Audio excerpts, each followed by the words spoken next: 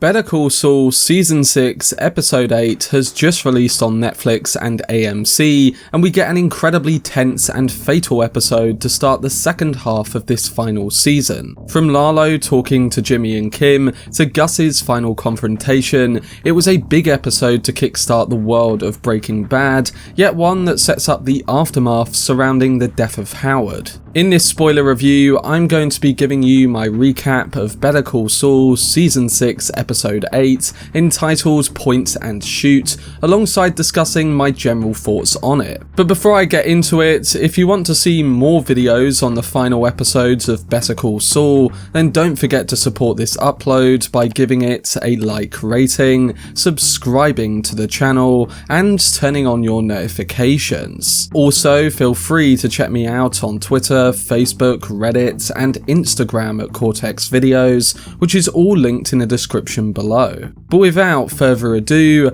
let's dive into my recap and review for Better Call Saul Season 6 Episode 8. So the tension isn't going away anytime soon, as after a long break, Better Call Saul has returned for its final 6 episodes, and the deaths keep coming. But we know that this show is more focused on making us feel each impactful moment, whether it be death or dark comedy, to really echo the world that Jimmy and Kim have become aligned with. We've always wondered why Kim Wexler was never in Breaking Bad, and we suspected that death was a likely option. But after episode 8, I think we get a better idea of where this could actually be going, thanks to the heartbreaking storytelling, writing, and directing of Vince Gilligan and Gordon Smith. Before we get to that though, we have to break down exactly what happened following the shocking events at the end of episode 7 and where this new episode ends up. So let's get straight into it. We get a cold open that shows us a shoe washing up on a beach with footprints leading along the sands to Howard's car. So right from the get-go, his death is being staged as a suicide, but the question is, how do we get here? Well, after the intro, we pick up right where episode 7 ended, with Jimmy and Kim stood over Howard's body, terrified as an armed Lalo stands before them. Jimmy says that he had no part in Lalo being targeted, but it's quite clear that Lalo doesn't care and has bigger plans for how he will seek retribution. He asks Jimmy to take his car, which has a gun inside, drive to an address, and walk up to the door and shoot the man who opens it. He says there's a camera inside and he wants photo proof of him killing Gus. Of course, Lalo doesn't really think that this will happen, but what he does want is someone to go there, and in return, Gus's men would come to Jimmy's apartment while Lalo has the time to infiltrate the super lab. But Jimmy quickly tries to start negotiating and tells Lalo that he should send Kim instead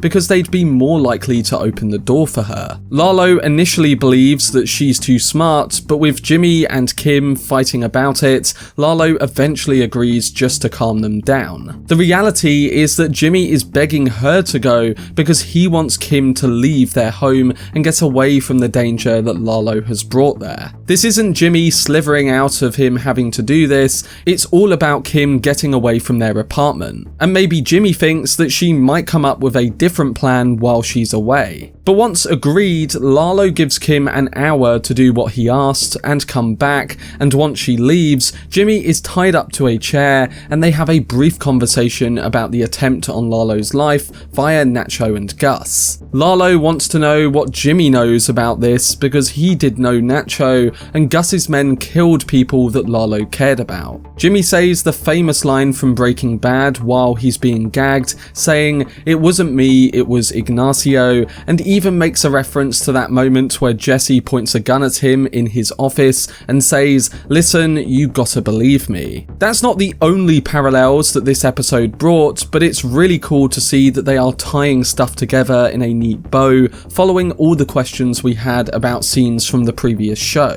But Jimmy keeps claiming his innocence in the situation, and with Lalo about to be on the way to carry out the next stage of his plan, he turns the TV up loud to cover up up, Jimmy's crying, and we are left to watch him struggle on the floor while tied up, facing a dead Howard.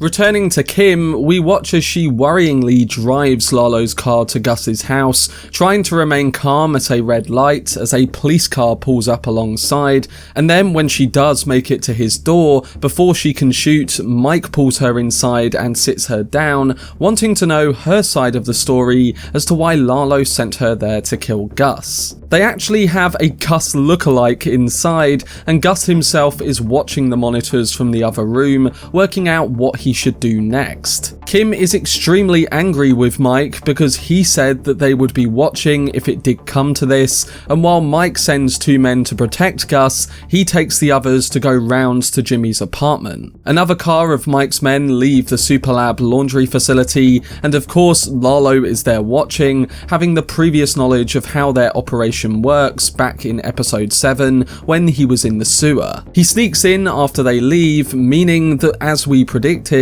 this was all going to end at the Superlab. But before we get to that, Gus wants to talk to Kim before he makes any move and to understand exactly how we got here. He rings Kim from the room of monitors and she tells him that Lalo tried to send Jimmy, but that he talked him out of it. So Gus now knows that it was a plan to get his men out of the lab so that Lalo could gain entry. And this all but confirms his suspicions of it ending there too, after he previously placed that gun behind the tractor and placed a light switch in the middle of the empty lab. So Gus leaves, now on a mission of his own with the 2 men that Mike left to protect him. In the meantime, Mike and his other men arrive at Jimmy's apartment and he tells them that Lalo left straight after Kim did, so Mike is now placed in a frantic situation to race back to the lab and save his boss. But there's not enough time for that to happen, and as suspected, this is all coming down to a face-off between Gus and Lalo at the lab, and boy,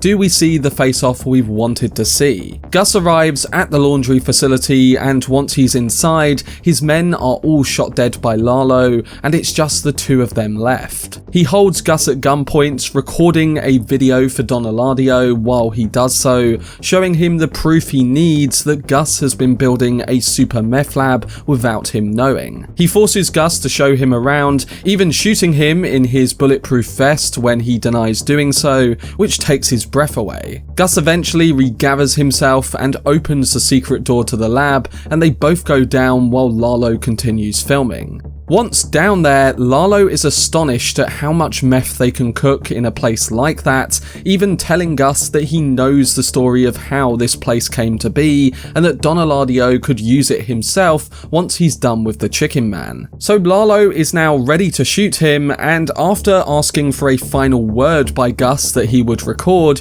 he gets a powerful return speech. Gus paces around, almost warming up for what he's about to do, and tells Don Eladio while speaking to the camera what he really thinks of him. Something that made me think back to Nacho's speech in episode 3, but this time in a more twisted way that you know is being done to delay time before Gus does something. He calls Eladio a fat pig, rants about killing all the Salamancas, and then the camera moves down to that hidden gun that Gus put there earlier in the season, leading to this point and shoot moment. We look down at the light switch that Gus also conveniently placed, and in a quick flash, he triggers a blackout, grabs the gun from behind the vehicle, and shoots Lalo in complete darkness, who also does so in return. And when Gus turns on the light, Lalo is on the ground with blood pouring out of his mouth. He briefly laughs before dying, and even Gus notices that he is bleeding under his vest,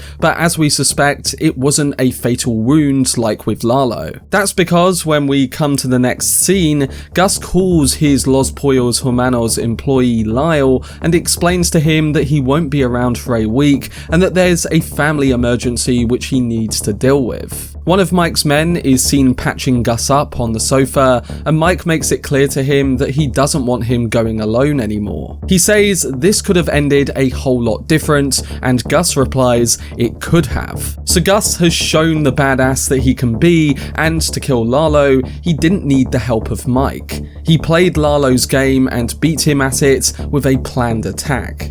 And this is where we come to the final scenes of this episode, which tells us that Jimmy and Kim's lives have changed forever. Back at their apartments, they hug it out as Mike and his henchmen perform another one of their classic cleanup jobs, and it involves Jimmy and Kim having a brand new refrigerator, with poor Howard being snuck out in the old one. Like the cold open was pointing to, they'll take Howard and his car to the beach, load the vehicle with cocaine, and make it look like it was all a suicide. In a parallel to Mike's first scene in Breaking Bad, where he tells Jesse what to say to the police following Jane's death, Mike tells Jimmy and Kim to tell the cops that Howard came by, seemed high on cocaine, and left. He tells them to keep telling the lie that they essentially used as part of their plan to destroy his career. They have to go about their normal lives as if none of this ever happened. They both agree, looking shocked at what they just witnessed, and Mike heads back to the super lab to help bury Lalo and Howard's bodies in there. They are buried next to each other, and it appears as a quite disturbing piece of imagery in that we have a known killer in Lalo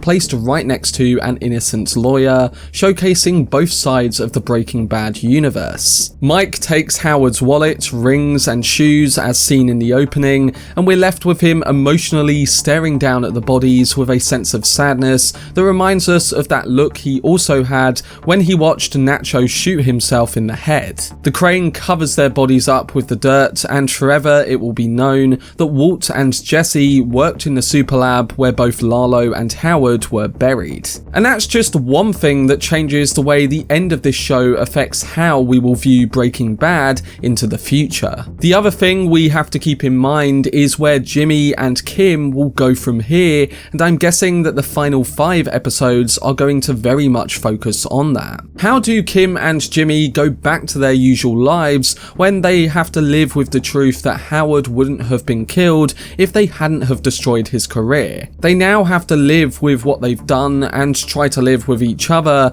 and based on their faces and reactions to what goes down, I don't think that will be possible. We still have 5 episodes to go, but episode 8 may have given us the beginning of the end when it comes to them being together. And not to forget that Kim didn't tell Jimmy about Lalo still being alive, and when he finds that out, there'll be an even bigger void between them. The confrontation between them is going to be crucial for where this show takes us, and I think it may even lead to the person Jimmy becomes at the start of Breaking Bad. Like I said in my predictions video last week, when it comes to episode 9's title, Fun and Games, is that referring to Jimmy being mentally different throughout the time we see him as Saul in the future? Has that affected him to a point where the persona he gives off is quite the upbeat one we eventually see to distract himself from the brutal nature of something he's been involved with? I think it's possible, and with Ray Seahorn mentioning that the end of this show is psychologically disturbing and devastating,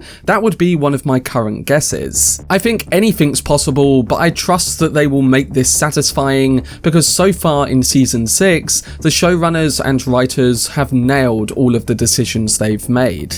So what are my overall thoughts of this latest episode? Well, in point and shoot, Better Call Saul has maintained its methodical pacing even in the face of a tense life and death situation. In many intense scenes without the use of dialogue, this show is the master at being able to keep us glued to the screen, awaiting that powerful moment or decision. Even with its use of Breaking Bad-like music, it still keeps its identity when transitioning very quickly into that world. I think that was a difficult thing to pull off in an episode like this, and especially when you've got events happening that some fans predicted. That's the difference between good writing and inconsistent examples. They keep you compelled by the state at which these scenes flow together, and it never loses sight of its characters. The performances once again stood out, with Ray Seahorn showing a very different Kim Wexler here, with one that's panicking throughout, and then of course Giancarlo Esposito delivers some of the greatest work he's done as Gus. I have to say, I personally found the performances of Mike and Lalo to be the strongest though, because using their characters, they really highlighted the different sides to this world in the most poetic way possible. It will be a shame to not see any more of Tony Dalton's Lalo, but his run on the show has been excellent, and I think he's cemented himself as one of TV's best villains from the last few years. Overall, while this episode may have been close to the expectations and predictions of fans, I think what makes it so good is that the superb writing, directing, and acting gives it a compelling edge that many shows would fail to accomplish this late in the game. They continuously raise the bar in different ways and through differing tones, yet once again, they keep the identity and focus of what makes this show so interesting. And that comes by seeing the reactions of characters in complex ways that define who they are. And we very well may get a big reaction from our main characters in the coming episodes, likely showing the inevitable downfall. And that reaction is a question: how can Jimmy and Kim move on from this very brutal night?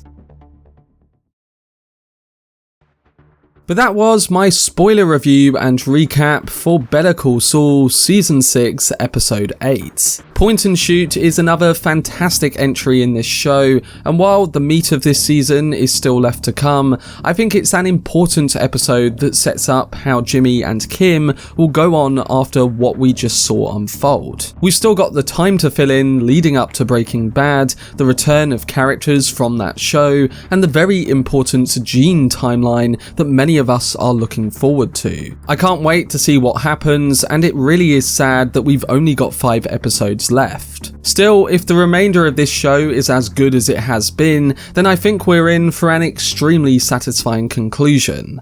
I'm giving Season 6, Episode 8 of Better Call Saul a rating of 9.5 out of 10. But to those who have already seen this episode, what are your thoughts on all the events that went down, and what do you think will happen in Episode 9? Let me know down below in the comment section.